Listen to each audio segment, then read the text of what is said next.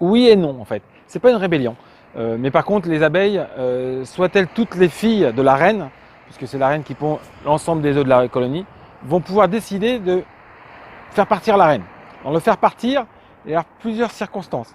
Soit l'heureuse circonstance que l'on a souvent au printemps, hein, qui est l'essaimage, qu'on avait vu sur un épisode ici. Alors heureux pour les abeilles, parce que ça veut dire qu'elles vont démultiplier leur colonie. Moins heureux pour l'apiculteur et les gens qui élèvent les abeilles, parce que du coup, ils vont avoir moins de miel dans leur ruche. Là, ce qui va se passer, c'est que la colonie étant plutôt dans une phase de croissance et avec beaucoup de... il y a profusion de nectar et de pollen, donc elles vont décider de partir. Et c'est la vieille reine qui part accompagnée, on ne la met pas dehors, c'est qu'elle part avec 50% de sa colonie, accompagnée de sa garde rapprochée et de 50% des abeilles.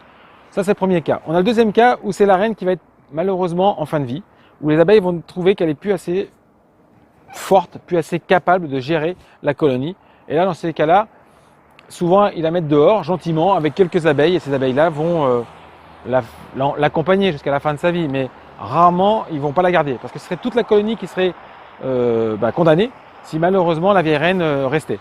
Et puis il y a d'autres cas, plus durs et plus difficiles, où pareil, c'est un essaimage, mais c'est quand il n'y a plus assez à manger dans la colonie ou autour de la colonie. Et là, ils se disent, on n'a plus assez à manger pour tout le monde. Donc là, il faut pareil, que la reine s'en aille, essaie de trouver meilleur ailleurs, et pareil, elle part avec 50% de sa colonie. Sur le moment, on va reconnaître ces trois types d'essaimage en fait. Quand on est sur les deux essaimages où la reine part avec 50% de la colonie, les cellules royales vont être à des endroits particuliers dans la ruche.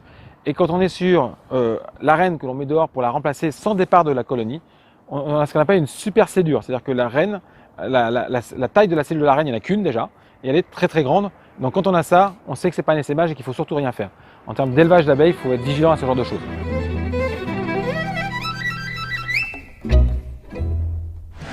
Retrouvez tout France Bleu sur francebleu.fr.